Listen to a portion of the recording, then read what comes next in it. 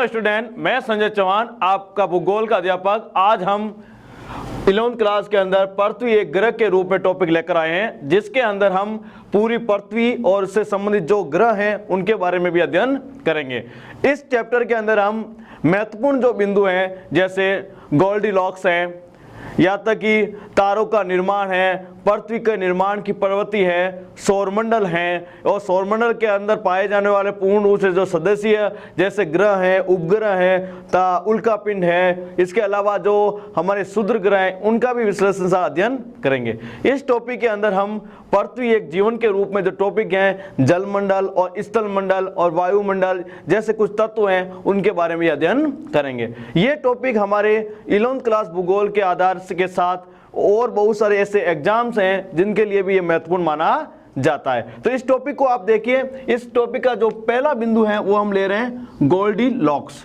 कौन सा बिंदु है? गोल्डीलॉक्स। यदि आपसे पूछ लिया जाए कि गोल्डीलॉक्स क्या है तो इसकी सीधी सी परिभाषा लिखनी है, पृथ्वी पर जीवन सूर्य से एक निश्चित दूरी तथा आदर्श सूर्य तप होने के कारण संभव हो पाया है। इस प्रकार की अवस्था को हम क्या कहते हैं? गोल्डीलॉक्स। क्या कहते हैं? गोल्डीलॉक्स। देखो, इसमें एक सीधी सी बात बताई है कि पृथ्वी पर जीवन किस कारण से संभव हो पाया। तो इसके लिए दो कारण बताए। कितने कारण बताए बच्चों? दो। एक कारण बताया था सूर्य से एक निश्चित दूरी, दूसरा बताया था एक निश्चित तापमान, उसी के कारण ही संभव हो पाया। यदि धरातल पर अधिक तापमान प्राप्त हो जाता है तो जीवन के लिए आदर्श दशा न बनने के कारण पृथ्वी पर जीवन की उत्पत्ति नहीं हो पाती। और दूसरा क्या है? एक निश्चित दूरी है, इसलिए एक निश्चित तापमान हमें मिल पा रहा है। तो इसमें अपन एक पृथ्वी और सूर्य के बीच में जो दूरी है उसी के आधार पर दो स्थिति निर्धारण होती है। एक स्थिति उसका नाम है अपसौर, एक स्थिति का नाम क्या है? अपसौर, और दूसरी स्थिति का नाम है उपसौर। देखो, अपसौर और उपसौर क्या होता है? तो सबसे पहले हम देखते हैं अपसौर की स्थिति। तो इसमें सीधी सी परिभाषा होती है, पृथ्वी और सूर्य के बीच, पृथ्वी और सूर्य के बीच अधिकतम दूरी क्या कहलाती है? अपसौर। याद रख लेना बच्चों, यदि आपसे सूर्य और पृथ्वी की एक निश्चित दूरी पढ़ाई जाती है तो उसके अंदर दो स्थिति निर्धारण होती है, एक अपसौर की स्थिति, एक उपसौर की स्थिति। यदि अपसौर की स्थिति के बारे में देखते हैं तो पृथ्वी और सूर्य के बीच में अधिकतम दूरी क्या कहलाती है बच्चों? अपसौर कहलाती है। क्या कहलाती है? अपसौर। यदि अपन दूसरा टॉपिक लेते हैं उपसौर, तो सूर्य और पृथ्वी और सूर्य के बीच निकटतम दूरी क्या कहलाती है? उपसौर। तो आपको मालूम हो गया होगा कि पृथ्वी और सूर्य के बीच की जो दूरी है वो दो रूपों में होती है, अपसौर और उपसौर। और अपसौर क्या है और उपसौर क्या है? तो अपसौर की परिभाषा सीधी भाषा में हुई, पृथ्वी और सूर्य के बीच की अधिकतम दूरी, और उपसौर हुआ पृथ्वी और सूर्य के बीच की निकटतम दूरी। और आपको मालूम ही है अपसौर की जो स्थिति है वो हमेशा 3 जनवरी को बनती है और उपसौर की जो स्थिति है वो हमेशा 4 जुलाई को बनती है, और इसकी जो दूरी है वो 15.2 करोड़ किलोमीटर से या मिलियन के बीच में पाई जाती है। ये और बच्चों आगे शब्द लिखा हुआ है आदर्श सूर्य तप होना। आदर्श सूर्य तप होना मतलब है ऐसा तापमान जो हमारे जीवन के लिए क्या हो? अनुकूल हो, या प्रतिकूल होगा तो जीवन की संभावनाएं नहीं होगी। और आदर्श तापमान के अनुसार आपको मालूम ही है कि सूर्य का जो प्रकाश है वो पृथ्वी पर पहुंचने में 8 मिनट 20 सेकंड लेता है। याद रख लेना बच्चों, सूर्य का जो प्रकाश है वो धरातल में पहुंचने में 8 मिनट और 20 सेकंड का लगभग समय लेता है। एक बात याद रख लेना बच्चों, काफी बार अलग अलग बुक्स के अंदर अलग अलग इसका डाटा मिल जाता है, लेकिन एक चीज हमेशा वो सेम मिलती है, वो है 8 मिनट। ये जो पीछे जो सेकंड की जो इकाई दी हुई है, कई किताबों के अंदर 16 सेकंड लिखा हुआ है और कई किताबों के अंदर 30 सेकंड भी लिखा हुआ है, लेकिन एक्यूरेट इसके अंदर 8 मिनट 20 सेकंड के टाइम पीरियड लगता है। और ये जो सूर्य का जो प्रकाश है वो हमेशा प्रकाश वर्ष दूरी में मापा जाता है। किस में मापा जाता है बच्चों? प्रकाश वर्ष दूरी में। अब अगले टॉपिक को लेते है उसका पृथ्वी की उत्पत्ति संबंधी सिद्धांत। अगला टॉपिक कौन सा है? पृथ्वी की उत्पत्ति संबंधी सिद्धांत। इसमें हम देखेंगे कि पृथ्वी की उत्पत्ति कैसे हुई, या पृथ्वी की उत्पत्ति के लिए कौन कौन से सिद्धांत पाए गए हैं, या पृथ्वी की उत्पत्ति संबंधित विचारकों ने कौन कौन से सिद्धांत दिए। तो इसी के आधार पर हम देखते हैं। तो जो पहला सिद्धांत है उसका नाम है नीहारिका परिकल्पना। कौन सा सिद्धांत है बच्चों? नीहारिका परिकल्पना। दूसरे का नाम है ज्वारीय सिद्धांत। कौन सा है? ज्वारीय सिद्धांत। और तीसरा सिद्धांत है देतारक सिद्धांत। इस तरह कितने सिद्धांत हुए बच्चों? 3 सिद्धांत। पहला नीहारिका सिद्धांत, दूसरा ज्वारीय सिद्धांत और तीसरा देतारक सिद्धांत। अब बच्चों हम पृथ्वी की उत्पत्ति संबंधी जो तीनों सिद्धांत है उन सिद्धांतों का विश्लेषण के साथ अध्ययन करेंगे। तो पहला अपन नीहारिका परिकल्पना का पहला बिंदु लेते हैं। तो इसमें देखिए, इस संकल्पना को जर्मन दार्शनिक इमैनुएल कांट का है। मतलब जो हमारी जो नीहारिका जो परिकल्पना है उसको देने वाले व्यक्ति कौन थे? जर्मन के थे, और इसका नाम क्या था? इमैनुएल कांट थे। क्या था? Immanuel Kant. यदि अपन नेक्स्ट बिंदु की बात करें, 1796 ईस्वी में लाप्लेस ने इसमें संशोधन प्रस्तुत किया। यदि आपसे पूछ लें नीहारिका परिकल्पना किसने दी थी, तो कांट ने दी थी, और इसका सर्वप्रथम संशोधन करने वाले व्यक्ति कौन थे? लाप्लेस थे। कौन थे? लाप्लेस। उन्होंने संशोधन कब किया था बच्चों? 1796 ईस्वी के अंदर इसका संशोधन किया था, जो नीहारिका परिकल्पना के नाम से जानी जाती है। फिर अगला जो नेक्स्ट बिंदु है बच्चों, 1950 ईस्वी में। कब? 1950 ईस्वी में रूस के ओटो सीमिन, रूस के कौन से व्यक्ति थे? ओटो सीमिन, व जर्मनी के कार्ल वाइजास्कर, जर्मनी के कार्ल वाइजास्कर ने नीहारिका परिकल्पना में कुछ संशोधन किया। देखो बच्चों, याद रखना सिद्धांत किसने दिया था? सर्वप्रथम कांट ने। सर्वप्रथम इसका संशोधन किसने किया था? लाप्लेस ने। कब किया था? 1796 ईस्वी में। और उसके बाद उसका संशोधन कब हुआ था?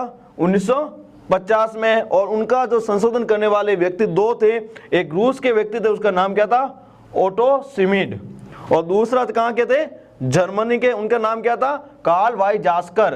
ये 2 व्यक्ति थे, उन्होंने हमारी जो नीहारिका परिकल्पना थी उसका संशोधन किया।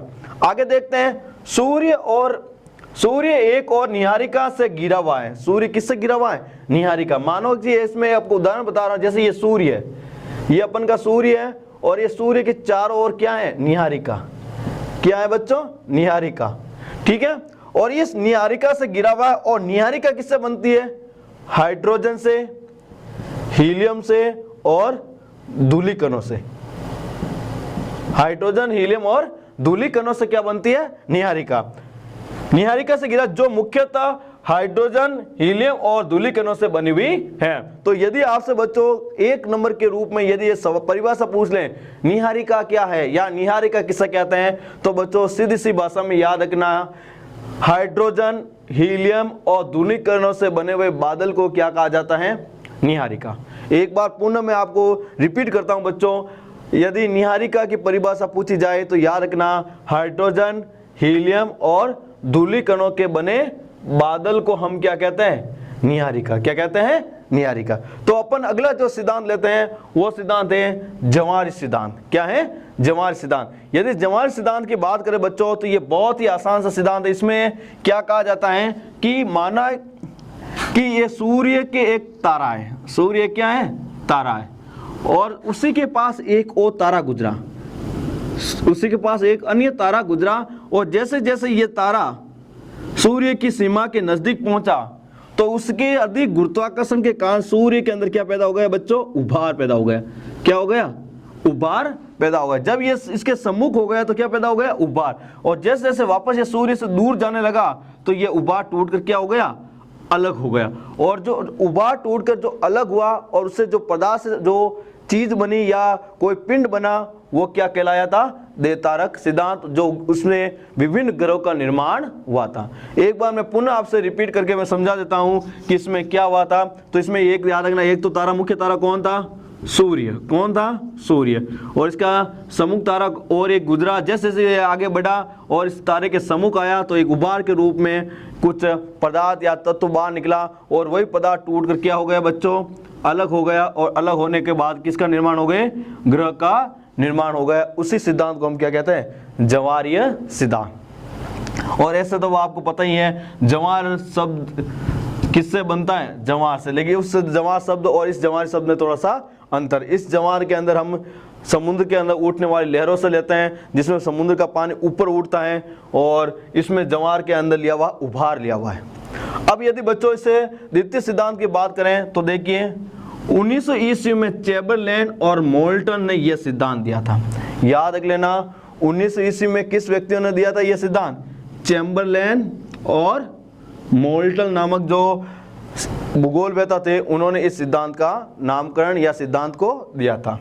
कब दिया था बच्चों? 1900 ईस्वी में। यदि अपन इसके दूसरे बिंदु की बात करें तो ये पूर्ण रूप से बताएगा कि यह सिद्धांत में किस तरह नए ग्रहों का निर्माण हुआ, उसके बारे में जानकारी देगा। तो इसमें देखो, इन विचारक के अनुसार ब्रह्मांड में एक अन्य भ्रमणशील तारा सूर्य के नजदीक से गुजरा। इसके परिणाम स्वरूप तारे में गुरुत्वाकर्षण के से सूर्य सतह से श्रृंगार के रूप में आकार का कुछ पदार्थ बाहर निकलकर अलग हो गया। तो इसमें देखो क्या बात बताई हुई, वापस देख लेना। इसमें सीधा मैं बता रहा हूं कि एक सूर्य तारा था मुख्य, और इसके पास से एक अन्य तारा गुजरा। जैसे जैसे ये सूर्य के नजदीक आता गया और उसके अंदर क्या हो गया? उभार पैदा हो गया। तो यहाँ पर भी रहना हमको लिखा था कुछ उभार पैदा हो गया था, और उसके बाद यह उभार टूट कर क्या हो गया था? अलग हो गया। तारा जब ये सूर्य से दूर चला गया तो ये सूर्य सतह से बाहर निकला हुआ ये पदार्थ सूर्य के चारों ओर घूमने लगा और धीरे धीरे संगठित होकर ग्रह का रूप में परिवर्तन हो गया। और फिर ये जो पदार्थ था सूर्य से अलग होकर क्या बन गया? ग्रह बन गया। और फिर ये सूर्य के चारों ओर क्या लगने लगा? परिक्रमा। और इसी से क्या बन गया? सौर मंडल का निर्माण हो गया। तो इस तरह हमारी ज्वारीय कल्पना निर्धारित की गई। एक शब्द आया इसमें, एक ब्रह्मांड। ब्रह्मांड क्या है? तो बच्चों यदि ब्रह्मांड की सीधी सी परिभाषा है, आपको याद रखना है, सीधा याद रखना, असंख्यक आकाश गंगा के समूह को क्या कहा जाता है बच्चों? ब्रह्मांड कहा जाता है। याद रख लेना बच्चों, ब्रह्मांड की यदि परिभाषा पूछ ली जाए तो सीधी भाषा में याद रखना है, असंख्यक आकाश गंगा के समूह को क्या कहा जाता है? ब्रह्मांड कहा जाता है। और यदि आपसे यदि बच्चों ये पूछ लिया जाए आकाश गंगा क्या होती है, तो सीधे से याद रखना, आकाश गंगा असंख्यक तारों का समूह होता है। आकाश गंगा क्या होता है? असंख्यक तारों का समूह क्या होती है? आकाश गंगा। आपको मैं एक बात विदित करके बता देता हूं, सबसे बड़ी जो इकाई है वो ब्रह्मांड है। सबसे बड़ी इकाई कौन सी है? ब्रह्मांड है। उसके बाद में आती है आकाश गंगा आकाश गंगा के बाद में आता है तारे के बाद में आता है ग्रह के बाद में आता है उपग्रह के बाद में आता है आपके क्षुद्र ग्रह कह सकते हैं अपन। फिर बाद में आता है उल्का पिंड। इस तरह ये पूर्ण रूप से हमारे ब्रह्मांड का एक स्ट्रक्चर का निर्माण होता है। तो सबसे बड़ी इकाई कौन सी हुई? हमारे ब्रह्मांड के अंदर ब्रह्मांड है, उसके बाद आकाश गंगा, तारा, ग्रह, उपग्रह, क्षुद्र ग्रह और उल्का पिंड। और इनके बारे में हम अगले कुछ टॉपिक के अंदर विस्तार से इसका अध्ययन करेंगे। तो अपन अगले जो सिद्धांत लेते हैं उसका नाम है देवतारक सिद्धांत। क्या है? देवतारक सिद्धांत। देखो बच्चों, देवतारक सिद्धांत के अंदर इसमें सबसे उच्चारण से पता चलता है, देव का अर्थ होता है दो, और तारक का मतलब तारे, मतलब दो तारे। क्या तारे? दो तारे के माध्यम से इस प्रकार सौरमंडल का क्या हुआ? निर्माण हुआ। तो इसमें कैसा हुआ? इसमें भी आपको मैं बता देता हूं कि सूर्य तारा एक तो मुख्य तारा हुआ, और उसके पास से एक कोई अन्य तारा गुजरा। सूर्य तारे के पास एक अन्य तारा गुजरा, और तारे गुजरते हुए आकर किससे टकरा गया? सूर्य से टकरा गया। और सूर्य से टकराने से सूर्य के कुछ टुकड़े टूटकर ब्रह्मांड में बिखर गए, और वही टुकड़े सूर्य के चारों ओर परिक्रमा करने लगे, जिसे ग्रह कहा गया। इस तरह उसमें आकाश गंगा ब्रह्मांड का निर्माण हुआ। तो इसमें देखिए देवतारक सिद्धांत में सर जेम्स जीन्स और बाद में सर हेरोल्ड जेफरी, पहले कौन था?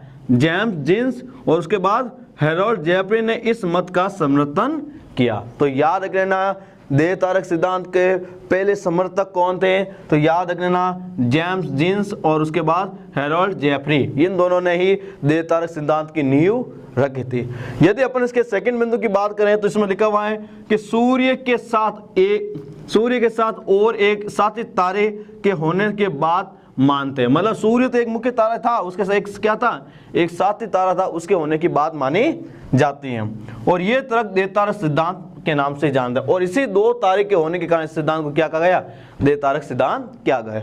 इसी तरह हमने पृथ्वी की उत्पत्ति संबंधित सिद्धांत देखे, जिसमें कितने सिद्धांतों की हमने पढ़ा है, 3 सिद्धांत देखे हैं। पहला न्यायिका परिकल्पना, दूसरा जवाहरी सिद्धांत और तीसरा देह तारक सिद्धांत। अब हम अगले टॉपिक हैं उसको लेते हैं। अगले यदि सिद्धांत की बात करें तो जो ब्रह्मांड की उत्पत्ति से संबंधित सिद्धांत है, किसके उत्पत्ति से संबंधित है, ब्रह्मांड।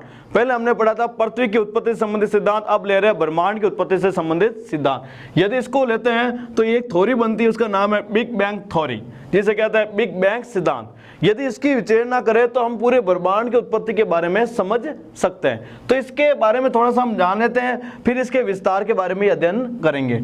1929 ईस्वी में एडविन हबल, याद रखना बच्चों, 1929 ईस्वी में एडविन हबल ने प्रमाण दिया कि ब्रह्मांड का विस्तार हो रहा है। यदि आपसे पूछ लिया जाए कि किस भूगोलवेत्ता ने यह प्रमाण दिया कि ब्रह्मांड का विस्तार हो रहा है, तो उनका नाम है एडविन हबल, जिन्होंने कब यह सिद्धांत दिया था, 1929 के अंदर। कब दिया था बच्चों, 1929 के अंदर।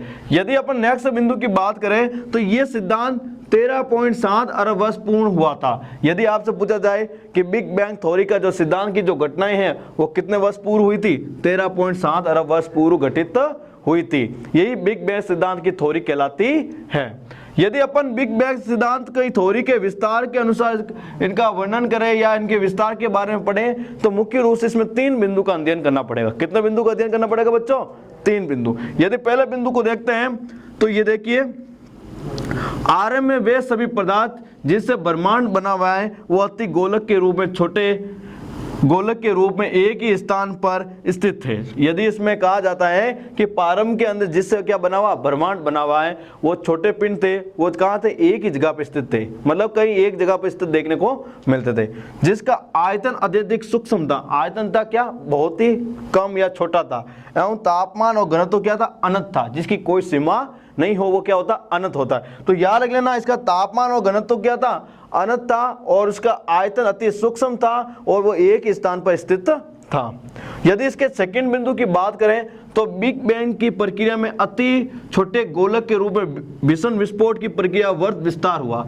इसमें क्या कहा गया, बिग बैंग थ्योरी के अनुसार एक किसी पदार्थ के अंदर भयंकर क्या हुआ, विस्फोट हुआ। और आपको मालूम है जब कोई विस्फोट होगी वो चीज क्या होगी, बहुत दूर जाकर पड़ती हैं या गिरती हैं। तो उस समय अपन क्या करते हैं, ये छोटा सा जो पदार्थ था वो बहुत दूर जाकर गिरा, जिसके कारण ये उनका विस्तार क्या हो गया, बहुत अधिक हो गया। फिर बाद में देखते हैं यह घटना आज से 14 अरब वर्ष पहले हुई थी। 14 अरब वर्ष पहले मतलब 13.7 अरब वर्ष पूर्व हुई थी। 13.7 अरब वर्ष लगभग 14 अरब वर्ष पूर्व हुई थी। और ब्रह्मांड का विस्तार आज भी जारी है। और ब्रह्मांड का विस्तार 13.7 अरब वर्ष में बहुत ज्यादा हुआ था, लेकिन वर्तमान में इसका विस्तार हो रहा है, लेकिन बहुत ही कम हो रहा है, लेकिन विस्तार आज भी जारी है। विस्तार के कारण कुछ ऊर्जा पदार्थ से परिवर्तित हो गई, और जैसे ही विस्तार हुआ उसमें से कुछ ऊर्जा बाहर निकली और उसने अपना रूप परिवर्तन कर लिया।